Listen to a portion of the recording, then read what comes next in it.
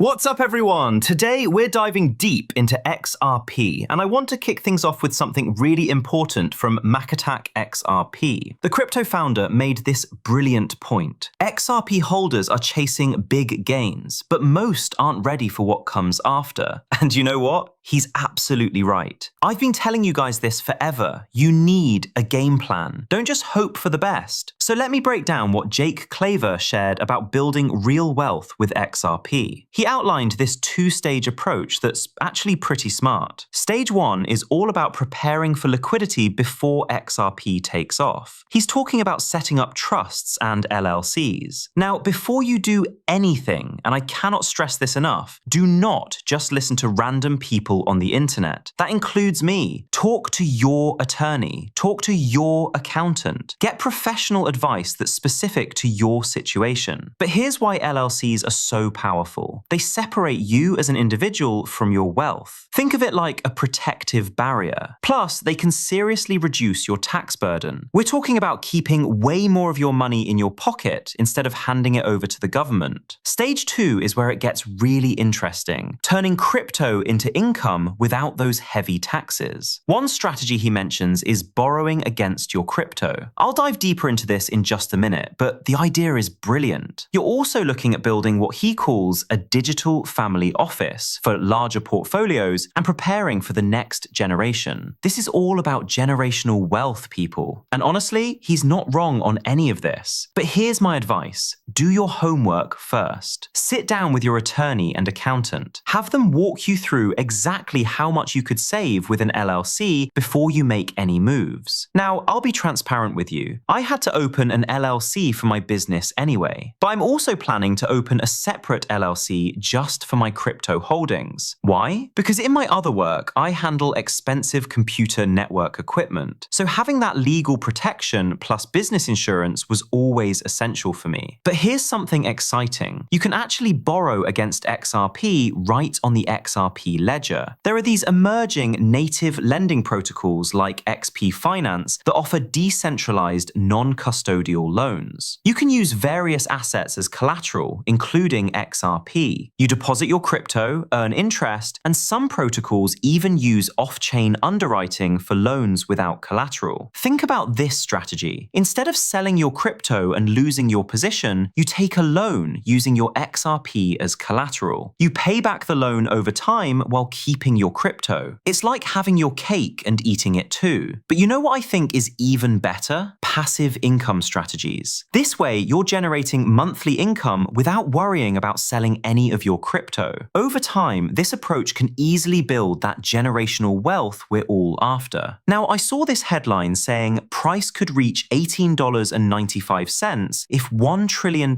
is added to XRP market cap. And as soon as I see market cap calculations like that, I'm tapping out. Why? Because we're literally on the verge of watching XRP get utilized all around the world. Plus, and this is huge, there's a market cap multiplier effect with XRP. It doesn't take nearly as much money as people think to move XRP's price. But nobody ever factors that in, do they? Everyone's always saying, well, if Bitcoin does this and Ethereum does that, then XRP will do this. But honestly, I don't think XRP's future depends on what Bitcoin or Ethereum do. XRP is going to be all about solving real-world problems and moving value around the clock every single day. And speaking of institutional money, get this. Crypto institutions now have $683 billion in custody. That's massive. And 55% of hedge funds are already holding digital assets. So here's the big question. Are you too late? I'm going to be straight with you. You are not too late yet.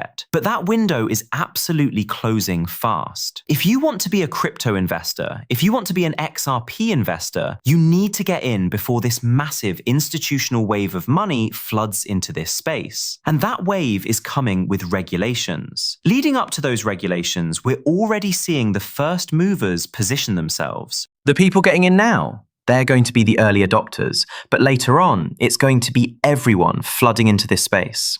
Do you want to be ahead of all those people when it comes to this cryptocurrency revolution? I keep seeing these headlines. Massive XRP move ahead. Key patterns predict 360% upside. And honestly, I see people making breakout predictions all day long. They're trying to pinpoint exactly when this thing is going to explode. But here's the reality check. Nobody knows for sure when it's going to happen. Think about it logically. If we could predict the exact timing, we'd all just invest the day before the breakout and cash out the day after, right? Here's what I want you to understand. When the breakout begins, it's literally going to come out of nowhere. I stress this to people all the time because I constantly hear, well, I want to get into crypto, but I want to wait and see what happens over the next couple of weeks. Do you not realize that when XRP breaks out, it moves so fast it's going to leave you in the dust? Look back at the 2017 run if you want proof. You could see how incredibly fast XRP was printing those massive green candles. It was absolutely insane. The same thing is going to happen again. You want to be in before the breakout even begins. You don't want to be that person buying in halfway up a green candle, chasing the pump while everyone else is already in profit. Now, let's talk about Kevin O'Leary for a minute. He's saying, the big money is about to come in, and institutions are asking, what do I need to own? His answer? No poo-poo coins, just Bitcoin and Ethereum. Most of us that are in this market are assuming the Clarity Act will follow through sometime in Q1 or 2, which is moving through another Haggerty and others driving this. They worked on the Clarity Act. And this exchange is a good thing because it shows the government's backing it and it'll be compliant. But here's the one thing that's changed that people should understand. There are thousands of altcoins or rat coins, they're called, and poo-poo coins, It turns out that even though some of them have a use case, if you're an investor and now all of a sudden you get the Clarity Act and you're an institution and you decide to put a 3% to 5% weighting like you would in gold, I'm talking pension and sovereign wealth funds, the data tells you something very stark. It says all you have to own to capture 90% of all of the crypto market's alpha or pricing volatility is simply Bitcoin and Ethereum. You don't need anything else. And so this is really, really hard medicine for all of the people that sponsored all of these other chains and other platforms, because now they face the reality, which I think is a cleansing, a good thing, a spatula cleaning from all that poo-poo coin out there that's just pure speculation. But it also says the maturity of the market is looking at the numbers because the big money's about to come in. So if you were just in Bitcoin and Ethereum over the last 8 weeks, you've done so much better than own the poo-poo coins. And the poo-poo coins aren't going to come back unless they can give you a use case and they have to have tens of millions of dollars in marketing. Jack, you just called for the price of Bitcoin. That is universal around the world. The only other call is on Ethereum, and no one else gets that ticker you just called for. They have to market it. They have to buy it. Made that case from the beginning of this, that Bitcoin really was the be-all and end-all, and that all these poo-poo coins, but now you have the infrastructure. Had no value. You have the infrastructure saying, I'm an institution. What do I need to own? No poo-poo coins, just Bitcoin and Ethereum. Did you catch that? Notice how he's promoting Bitcoin and Ethereum, yet XRP has been consistently outperforming both of them during this entire cycle. Here's something you need to understand about Kevin O'Leary. He gets paid big money to talk like this. That's exactly why he's shilling Bitcoin and Ethereum. This isn't some casual interview where he's just sharing his honest opinion. Kevin O'Leary doesn't get paid per Fox Business interview. He's a paid contributor and panelist, earning a substantial salary from Fox News and Fox Business. His speaking fees alone range from $50,000 to $127,000 per event. So think about this. Even though you're an XRP investor and you absolutely love XRP, would you go on mainstream media and sell out for $50,000 to $127,000? Most people probably would. Me personally, I wouldn't do it because I'm not motivated purely by money. If that was the case, I'd be selling you all kinds of random stuff on this channel. Trust me, I've had plenty of people offer me quite a bit of money to shill different projects over my time on YouTube, and I've turned them down one after another. Because once you become a sellout, you're always going to be a sellout. You become bought and paid for. And I think integrity is worth more than money. Honestly, I can't thank all of you enough. The one thing you give me that's better than money is your time, every single day. And I genuinely thank you all for that. But here's the thing about Kevin O'Leary. That's what he said on mainstream media. Now here's what Kevin O'Leary actually thinks. I love the idea of innovation. The money center banks have been sitting on their hands for years, crapping on the crypto industry, but it's not about Bitcoin. Nothing to do with Bitcoin. It's digital payment systems. That's the potential. That's the amazing opportunity we have here. Now, the reason that will be important and why we'll get price appreciation on Bitcoin is the minute that happens, it will signal the move to the next act, the Market Infrastructure Act. And why that matters to everybody in this room is we will finally determine, is Bitcoin a commodity or a security? And when that is determined and regulated, Katie bar the doors, $1 trillion will come and index that asset. Let's all hope that happens while we're all alive here. Anyways, thank you very much. I think he's talking about XRP, but cleverly throwing Bitcoin in there to cover his bases. He's absolutely right. It's all about digital payment systems, and it was always about XRP. The elites all know this, but Kevin O'Leary is also a big fan of Hedera Hashgraph as well. HBAR is a utility-driven cryptocurrency that had massive growth, just like XRP, all during the bear market, with absolutely no price appreciation to show for it.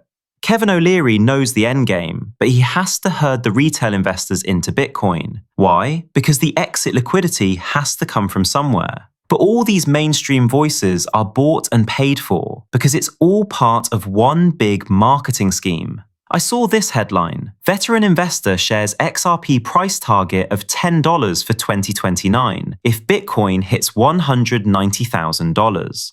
So basically, if Bitcoin doesn't reach $190,000 by 2029, XRP won't hit double digits? Come on! By 2029, quantum computers are going to be everywhere. Most likely, they would have already compromised Bitcoin's security. Plus, the new financial system is going to be fully in place by then. Everything is going to be about utility-driven cryptocurrencies going forward. This is going to be Bitcoin's last major move up. After this cycle, it's going to be all about real-world utility.